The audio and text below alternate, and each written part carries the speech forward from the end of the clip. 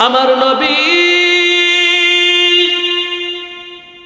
মদিনায় হযরতে আয়েশা সিদ্দিকা রাদিয়াল্লাহু তাআলা আনহার ঘরের মধ্যে শায়িত।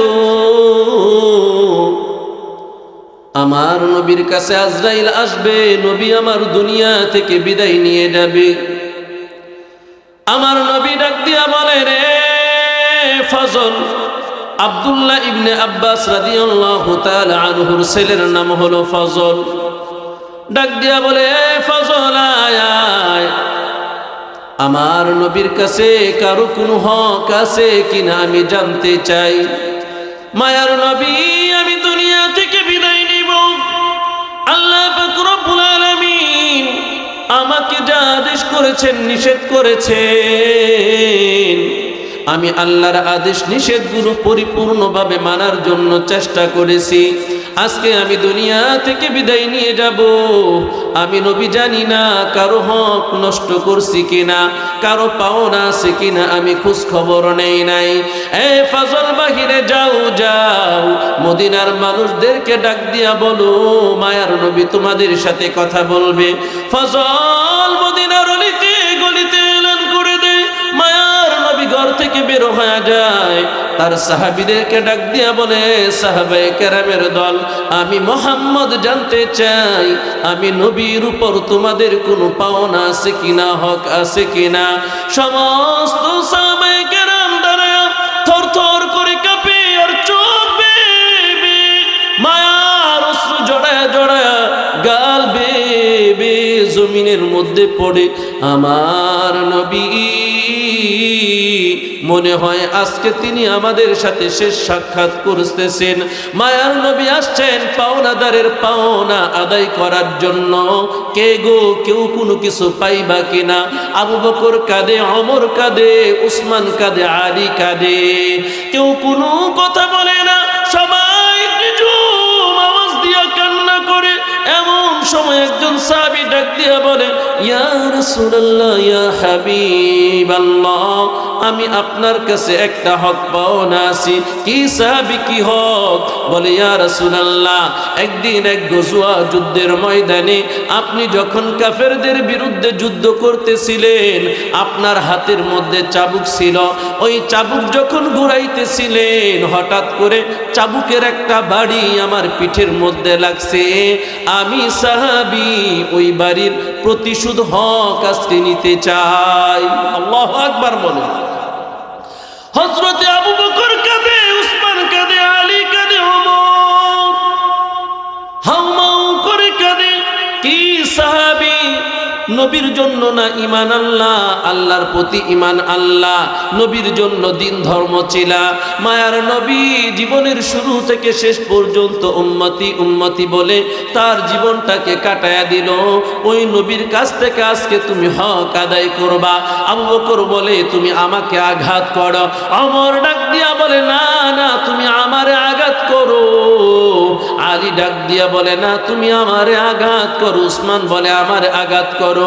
মায়ার নবী ডাক দিয়া বলে, সাহাবায়ে কেরাম, তোমাদেরকে আঘাত করলে হবে না, কারণ এই সাহাবীকে আমি আঘাত করেছি। এ সাহাবী, বলো না কোন চাবুক দিয়া আমি তোমার আঘাত করেছিলাম? সাহাবী বলে, ইয়া রাসূলুল্লাহ, চাবুকটার বিবরণ এমন এমন ছিল। হযরতে আলীকে ডাক দিয়া বলে, আলী, যাও যাও, ফাতেমার ঘরের মধ্যে যাও। আমি মায়ার নবীর ওই চাবুকটা ফাতেমার ঘরের মধ্যে আছে, ফাতেমার ঘর থেকে ওই চাবুকটা নিয়ে আসো। আলী রাদিয়াল্লাহু তাআলা আনহু গেলেন চাবুক চাওয়ার জন্য। ফাতেমা জিজ্ঞেস করে, এ আলী, আমার স্বামী চাবুক দিয়া কি করবেন? বলে, আপনার বাবা বলছেন ওনার হক যা আছে সবাইকে বুঝাইয়া দিবে। এক সাহাবী দাঁড়ায়া বলছে, যুদ্ধের ময়দানে নাকি মায়ার নবীর একটা চাবুকের আঘাত তার গায়ের মধ্যে লেগেছে, এজন্য ওই লোকটা আসতে সেই হকটা আদায় করবে, পাওনাটা পুনরায় ফেরায়া নিবে। হযরতে ফাতেমা কান্না করে ডাক দিয়া বলে, এ হাসান, এ হুসাইন, তোমরা যাও যাও, তোমরা তোমাদের পিঠটা পেতে দিবা, কিন্তু নানানির গায়ের মধ্যে যেন চাবুকের আঘাত না লাগে। হাসান হুসাইন দৌড়ায় ওই সাহাবীর পায়ে ধরে কান্না করে ডাক দিয়া বলে, চাচা যান, আমাদেরকে আঘাত করেন, নানাজিকে আঘাত করবেন না। নবী বলে, হাসান হুসাইন সরে যাও, আমাকেই আঘাত করতে দাও। সাহাবী যখন সামনে আগায় ডাক দিয়া বলে, ইয়া রাসূলুল্লাহ, ইয়া হাবিবাল্লাহ, মায়ার নবী গো,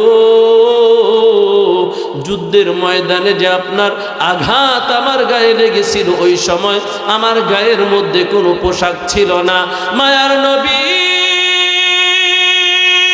আপনার কুর্তা মুবারক খুলে ফেলেন, খালি গায়ে আমি আপনার শরীরের মধ্যে আঘাত করব।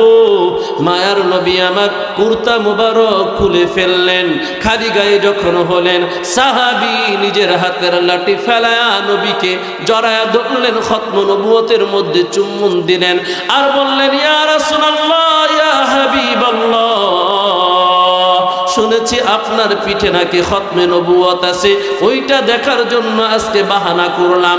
ইয়া রাসূলুল্লাহ, আমি তেমন কোনো ভালো আমল করতে পারি নাই, আল্লাহ যদি আমার জাহান্নামে দিবার চায়, আমি বলবো এই ঠোঁট দিয়া খতমে নবুয়তের মধ্যে চুম্বন করেছি, এই শরীর দিয়া নবীকে জড়ায় ধরেছি, আল্লাহ গো, এই উসিলায় তো আপনি আমাকে ক্ষমা করে দিতে পারেন।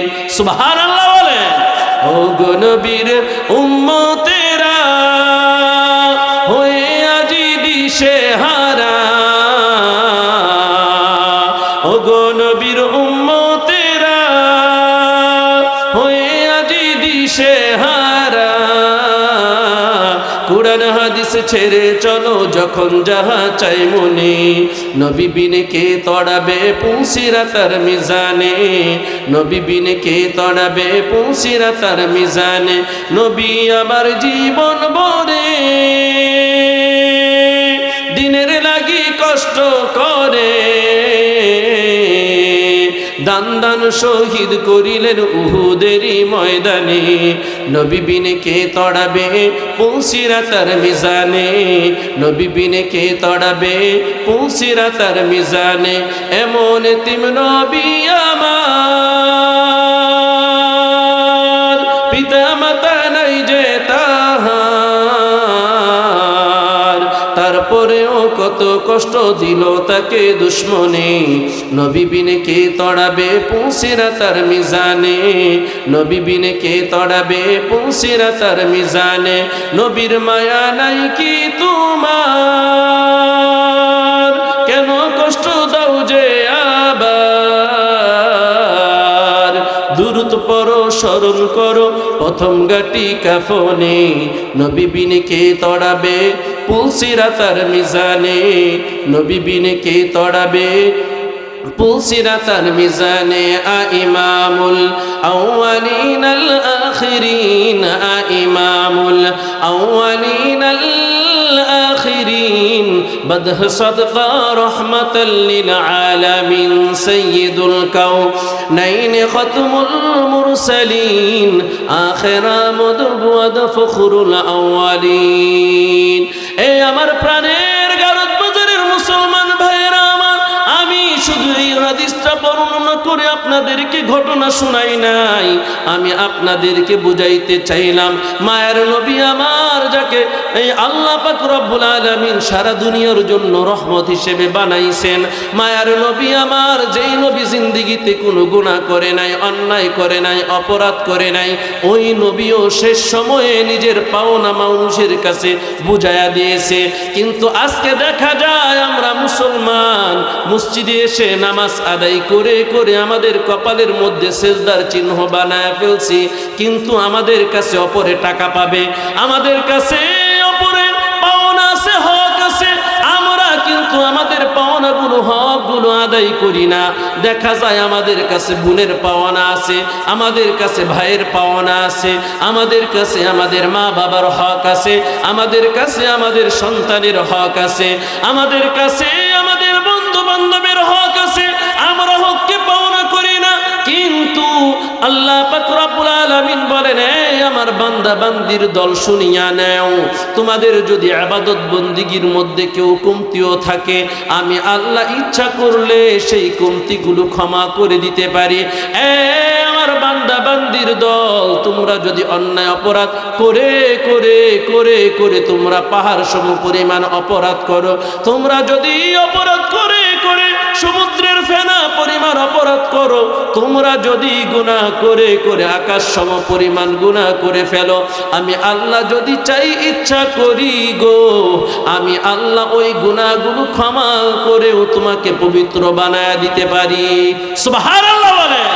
কিন্তু আল্লাহ বলেন, আমার স্পষ্ট কথা হলো, কেউ যদি দুনিয়াতে কারো হক নষ্ট করে মারা যায়, আমি আল্লাহ ওই ব্যক্তি ক্ষমা করা না পর্যন্ত আমি আল্লাহ ক্ষমা করব না। কথা বলেন ঠিক কিনা? আজকে দেখা যায় বাড়ির মধ্যে যখন বাবা মারা যায়, হ্যাঁ, আমরা কি করি না, ভাই বোনের হক একজন আর একজনকে বুঝাই দিই না। কথা বলেন ঠিক কিনা? এই ওয়াজ যদি আমি করি, তাইলে যেই সমস্ত ভাইয়েরা বোনের হক বুঝাইয়া দেয় নাই, তারা মনে মনে বেজার হয়ে যাবে, কিন্তু মা বোনেরা যারা পর্দার অন্তরালে আছে ওনারা বড় খুশি হবে যে না, হুজুর উচিত কথাই বলতেছে। কথা বলেন ঠিক কিনা? আমি আপনাদেরকে স্পষ্ট ভাষায় বলি, মাসালা শোনায়া দিয়ে যাই। আমরা অনেক সময় বাড়ির মানুষেরা শুধু সম্পদের ভাগ করি। কিসের ভাগ করি বলেন? বাবা মারা গেলে কিসের ভাগ করি? সম্পদের ভাগ করি। অনেকে তো সম্পদের ভাগও করে না, বোনেরে দিলে দেয়, না দিলে নাই। বোনে যদি চাইতে যায়, ভাইয়ের সাথে কি সম্পর্ক নষ্ট করে ফেলবি? বলেন না নাউজুবিল্লাহ। বোনে কি ভাইয়ের সম্পদ নিবে না বোনে বোনের হক নিবে? বলেন। বোন বোনের হক নিতে আসছে, নিতে আসলে আপনার এত মন বেজার হয় কেন? দিতে চান না কেন? আমরা যেটা মনে করি শুধুমাত্র সম্পদের বন্টন হবে, যে না, আপনাদের এখানে যে মসজিদের ইমাম আছেন, সম্মানিত খতিব সাহেব মাওলানা মোহাম্মদ আবুল হাসান সাহেব, হুজুরকে জিজ্ঞেস করবেন যে হুজুর, পলাশ থেকে ইমাম সাহেব আসছে, একটা মাসালা বইলা দিয়ে গেছে, মাসালাটা কেমন হইল? শুধু সম্পদের বন্টন হবে না, সম্পদেরও বন্টন হবে, বাড়ির আলমারিরও বন্টন হবে, খাটেরও বন্টন হবে, একটা বদনারও বন্টন হবে। এমনকি যেই লবণদানি দিয়া বাবায় লবণ খাইতো, উনি মারা গেলে 5 জন ভাই বোন থাকলে 5 জন ভাই বোনের মধ্যে সমপরিমাণ সুন্দরভাবে শরীয়ত সম্মত ভাবে সেইগুলো বন্টন করে দিতে হবে। কথা বলেন ঠিক কিনা? কিন্তু আজকালকে ভাইয়েরা কি দিতে চায়? দিতে চায় না। বড় ভাইয়েরা বিশ্বাস করতো, ছোট ভাইয়েরা ঠগায়, এখন নিজের নামে সব দলিল সম্পদ আছে না নাই? কিও প্রথম যে আপনাদেরকে বললাম, সম্পদ নিয়ে কবরে যাইতে পারবেন? সব তো থুইয়া যাইবেন। তাইলে নিজের বোনেরা যে ঠগাইলেন, ভাইয়েরা যে ঠগাইলেন, এলাকার মানুষ যেই মানুষটা আপনাকে বিশ্বাস করেছিল, বিশ্বাস করে জমি কিনতে গিয়েছিল, আপনি দালালি কইরা তারে কি করলেন? বুয়া দলিল দিয়া বুয়া জমি বিক্রি করছেন। এরকম দালাল আমাদের সমাজের মধ্যে আছে না নাই? অভাব নাই। বলতে গেলে অনেক কথা, তবে সারমর্ম কথা হলো এই, কারো হক আদায় না কইরা কিন্তু কবরে যায়েন না। আজকে ঘরে যাইবেন বয়ান শোনার পর, ঘরে যায়া খাতা লইবেন, কলম লইবেন, লিখবেন, হ্যাঁ, কে আপনার কাছে কতটুকু পাইতো। সাবধান, আমি বইলা দেই, আল্লাহ আমাদেরকে হেফাজত করেন। অর্ধ হাত সম্পদ যদি জোর কইরা আপনি দখল করেন, 7 তবক জমিন আল্লাহ তাআলা আপনার গলার মধ্যে পেঁচায়া দিবে। নাউজুবিল্লাহ বলেন। ভার সহ্য করতে পারবেন? আমরা পারবো? আল্লাহর নবী সাল্লাল্লাহু আলাইহি ওয়াসাল্লাম বলেন, জিবরাইল আমিন আলাইহিস সালাতু ওয়াস সালাম, আমি যখন বাইতুল্লাহর কিনারে দাঁড়ায় দাঁড়ায় শুকরিয়ার 2 রাকাত নামাজ আদায় করলাম, জিবরাইল আলাইহিস সালাতু ওয়াস সালাম একটা বুরাক নিয়ে আসলো। এ নবী মুহাম্মদ, এই বুরাকের মধ্যে চড়েন, এখন আপনাকে বাইতুল মুকাদ্দাসে নিয়ে যাওয়া হবে। আল্লাহর নবী বুরাকের মধ্যে উঠতে চায়, কিন্তু বুরাক নবীজিকে উঠায় না। জিবরাইল ডাক দিয়া বলে, হে বুরাক, জানো নি এইটা কেমন নবী? এইটা হইল মায়ার নবী হাবিবুল্লাহ। তিনি এমন ব্যক্তি, যেই ব্যক্তির মতো সম্মানিত এই দুনিয়ার মধ্যে আর কেউ নাই। এ বুরাক, উনি যদি তোমার পিছনে উঠে, তোমার পিঠের মধ্যে উঠে, তাহলে তুমি বুরাক ধন্য হয়ে যাইবা। এবার বুরাক যখন থামলো, মায়ার নবী বুরাকের মধ্যে চড়লেন, বুরাকটা একটা লাফ দিল বাইতুল মুকাদ্দাসের দিকে। এমন সময় মায়ার নবী, নবীর সামনে আলমে বরজাকটা প্রকাশ হয়ে গেল। আলমে বরজাক কাকে বলা হয়? কবর জগতের শাস্তি, কবর জগতের শাস্তি। মায়ার নবী সামনে আগায়, হঠাৎ করে দেখে একদল মানুষ নিজের হাতের নখ দিয়া নিজের মুখের মধ্যে খামতাইতেছে, আঘাত করতেছে। ওই মুখ থেকে গোশত খোসায়া খোসায়া আবার নিজের মুখের মধ্যে ঢুকাইতেছে। কত কষ্ট, কত কষ্ট। মায়ার নবী বলে, জিবরাইল, এই মানুষদেরকে কেন এমন শাস্তি দেওয়া হয়? জিবরাইল ডাক দিয়া বলে, ইয়া রাসূলুল্লাহ, ইয়া হাবিবাল্লাহ, এইটা হইল আপনি নবীর উম্মত, যারা দুনিয়ার মধ্যে থাকিয়া একজন অপরজনের গীবত কইত, যারা দুনিয়ার মধ্যে চাই চলে বসে বসে, যারা এলাকার গ্রামের তিন কোণার মধ্যে রাস্তার মোড়ে মোড়ে বসে বসে মানুষের মেয়ের বিবাহ বাঙ্গানি দিত, মানুষের ছেলের বিরুদ্ধে অপবাদ রটাইত, মানুষের কুৎসা নিয়া নিয়া শুধু গীবত আর সমালোচনা কইত, চা খাইতো এক কাপ আর গীবত কইতো এক সালা। এমন মানুষ আছে না নাই? দেখবেন মুরব্বী, তসবিহওয়ালা মুরব্বী, হাতের মধ্যে 500 দানাওয়ালা তসবিহ নিয়ে হাঁটে। একবার সুবহানাল্লাহ সুবহানাল্লাহ কয়, আল্লাহ আল্লাহ কয়, আর ডাক দিয়া বলে, জানুনি অমুকের মাইয়ার খবর কি? কয়, খবর কি? মাইয়া ডারে ভার্সিটিতে লেখাপড়া করাইছে, এখন আর এক কুলার লগে ভাগ্যা গেছে, আছে না নাই? নিজের বাড়ির খবর কয় না, খালি মানুষের বাড়ির বদনাম। অমুকের বউ হেইডা করছে, অমুকের মা, অমুকের বাবাই ওইটা করছে, অমুকের খবর জানুনি। এইরকম দুশ্চর্চা করনেওয়ালা, গীবত করনেওয়ালা লোক আমাদের সমাজের মধ্যে আছে না নাই? আল্লাহ বলেন, ওয়ালা তাজাসসু ওয়ালা ইয়াগতাব বা'দুকুম বা'দা আইয়ুহিব্বু আহাদুকুম আন ইয়াকুলা লাহমা আখিহি মাইতান ফাকারিহতুমু। এ দুনিয়ার মানুষ, তোমরা গীবত করিও না, গীবত করিও না। গীবত করা হলো এক ভাই আবার অপর মৃত ভাইয়ের গোশত খাওয়ার সমান। নাউজুবিল্লাহ বলেন না, নাউজুবিল্লাহ বলেন। আর কোন সময় গীবত করবেন? সাবধান, সাবধান।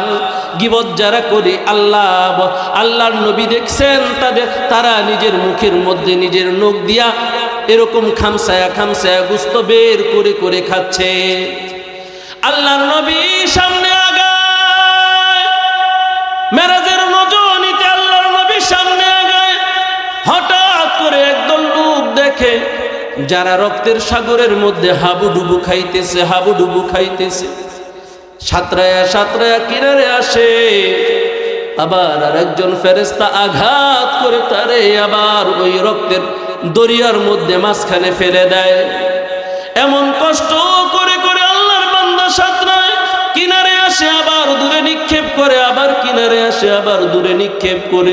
মায়ার নবী ডাক দিয়া বলে, জিবরাইল, এই লোকটাকে কেন এমন শাস্তি দেওয়া হয়? জিবরাইল ডাক দিয়া বলে, ইয়া রাসূলুল্লাহ, ইয়া হাবিবাল্লাহ, এইটা আপনার উম্মত দুনিয়াতে থাইকা সুদের ব্যবসা করত, মানুষ কষ্ট করে করে অর্থ উপার্জন করত, আর এই লোকটা কোনো কামাই উপার্জন ছাড়া, কষ্ট ছাড়া সুদে মানুষের টাকা দিয়া দিয়া মানুষের রক্ত পানি করা সম্পদগুলো নিজে আত্মসাৎ করত। এজন্য কিয়ামত পর্যন্ত তাকে এই শাস্তি দেওয়াই হবে। বলেন না নাউজুবিল্লাহ। আল্লাহর নবী সামনে আগা